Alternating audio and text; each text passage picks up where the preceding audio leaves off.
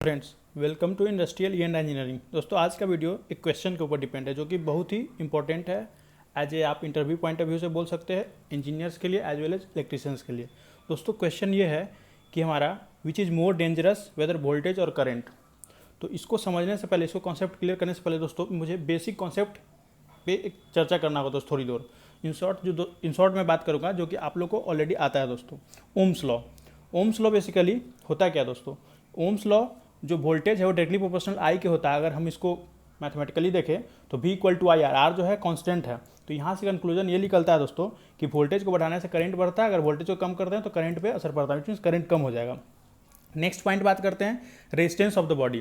तो resistance of the body दोस्तों हम दो कंडीशंस में लिए हैं, एक ड्राई बॉडी कंडीशंस में और एक वेट बॉडी कंडीशंस में। ड्राई बॉडी कंडीशंस में दोस्तों रेजिस्टेंस बहुत ही ज़्यादा होता है, 100 किलो ओम, और वेट बॉडी कंडीशंस में 1000 ओम।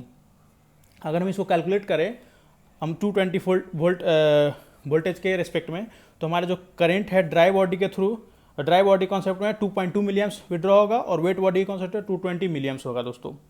ये अब इसको समझ, अब जो बेसिक है मेन फंडामेंटल थिंग्स कॉन्सेप्ट यहाँ पे क्लियर होगा दोस्तों।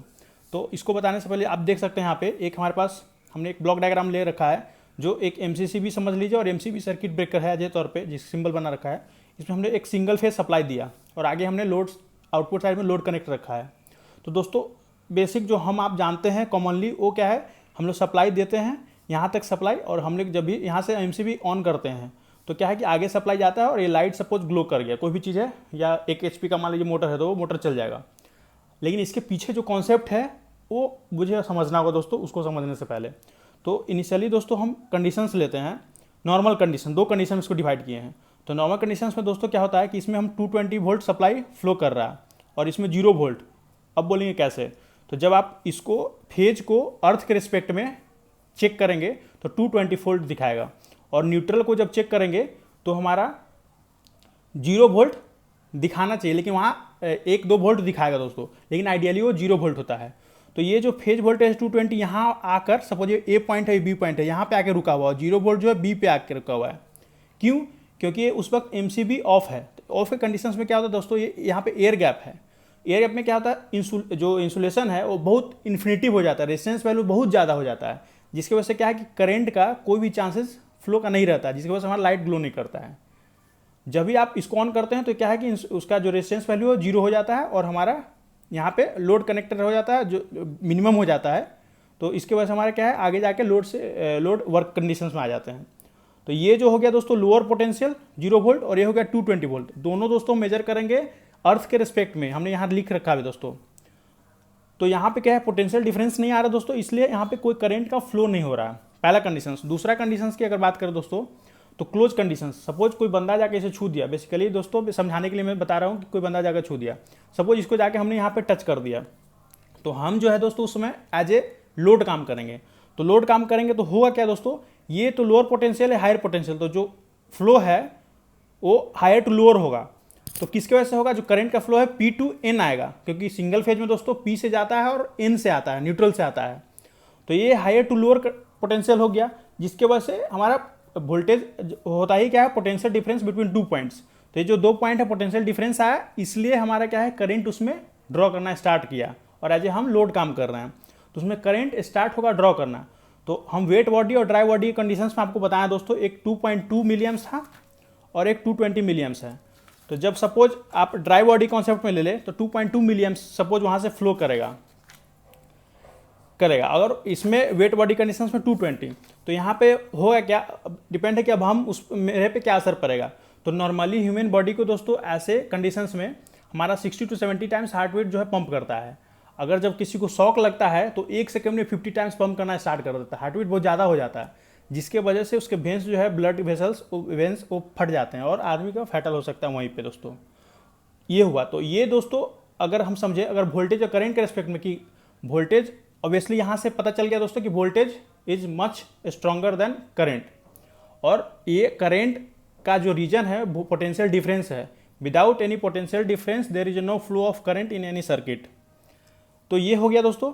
अब हम बात करते हैं कि कितना अमाउंट ऑफ जो करंट है और वोल्टेज है जो किसी आदमी को शॉक दे सकता है, फटल कर सकता है। तो 50 मिली एम्प्स माना गया है कि जो है किसी भी आदमी का जान ले सकता है, और 30 volt, more than 30 volt you can say किसी का भी जान ले सकता है दोस्तों। ये एक डाटा है।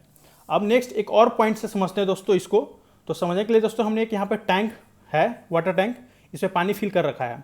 सपोज ये पहले इनिशियल कंडीशंस में हाफ है फिल, तो ये हो गया लोअर पोटेंशियल इसके लिए, और ये हायर।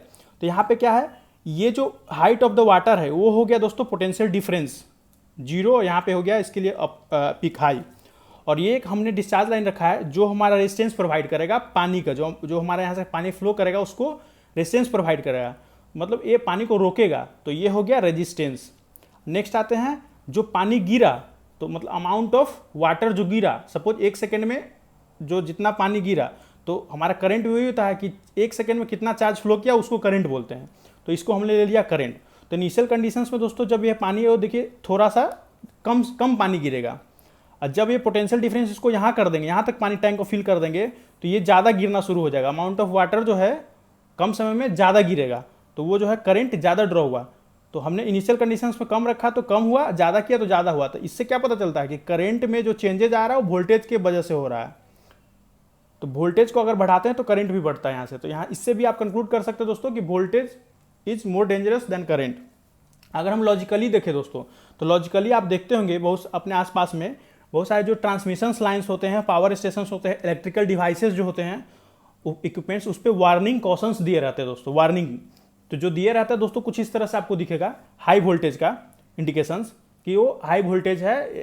तो इससे भी आप लॉजिकली सोच सकते हैं कि हाई वोल्टेज डेंजर है हमारा करंट से, जो कि किसी एक बंदा किसी आदमी का जान ले सकता है। नेक्स्ट हम बात करते हैं दोस्तों केबल इंसुलेशन का। तो आप देखेंगे HD और LT में, LT 1 KB के ले ले, और HT में मोर देन 1 KB, 33 KB हो गया, 11 KB, 6.6 KB।